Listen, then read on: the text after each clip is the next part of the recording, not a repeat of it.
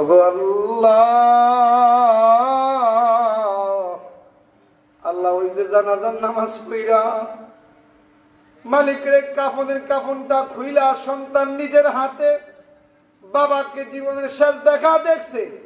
ও মালিক, মাকে জীবনের শেষ দেখাটা দেখছে। ওই দৃশ্যগুলা না জানি কোন কোন সন্তানের চোখের সামনে ভাসতেছে। আল্লাহ, প্রত্যেকের মা বাবার পক্ষ হইয়া তোমার দরবারে ফরিয়াদ জানাই। আল্লাহ, তুমি প্রত্যেকের মা বাবার কবর গুলারে জান্নাতের বাগান বানায় দিও, জান্নাতের সাথে কালেকশন করে দিও মালিক রে।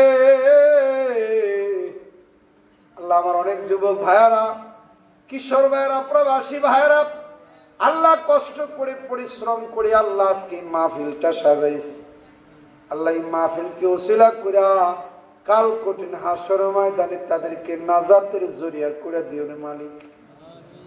ওগো আল্লাহ, এই মাহফিল করতে যাইয়া আল্লাহ যারা যেভাবে পরিশ্রম করেছে, কেউ অর্থ দিয়া, বুদ্ধি দিয়া, পরামর্শ দিয়া, আল্লাহ এই মাহফিলকে উসিরা করে কাল কিয়ামতের ময়দানে জান্নাতের মালিক বানায় দিও।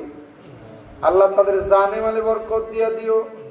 রাস্তাঘাটে চলতে ফিরতে সব রকমের বালা মুসিবত থেকে আল্লাহ তুমি হেফাজত করো। আল্লাহ, বিশেষ করে আমার মা বোনেরা পর্দার আড়ালে তোমার দরবারে দুইটা হাত বিছায় রাখছে রে মালিক। আল্লাহ, তুমি আমার মা বোন গুলাদেরকে কবুল করে লও। রাবিয়া বস্তির মতন অলিনি হিসাবে কবুল করে লও। দিনের সহি বুঝ আল্লাহ তুমি তাদেরকে দান করে দিও।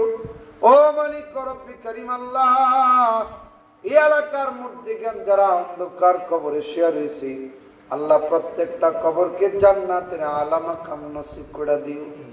আল্লাহ, বিশেষ করে এই মহল্লার যুবক ভাইয়ারা প্রতি বছর যেন আল্লাহ এরকম একটা দ্বীনি মজলিসের আয়োজন করতে পারে, সেই তৌফিক আল্লাহ তুমি দান করে দিও রে মাওলা। সুবহান রাব্বিকা রাব্বিল ইজ্জাতি আম্মা ইয়াসিফুন ওয়া সালামুন আলাল মুরসালিন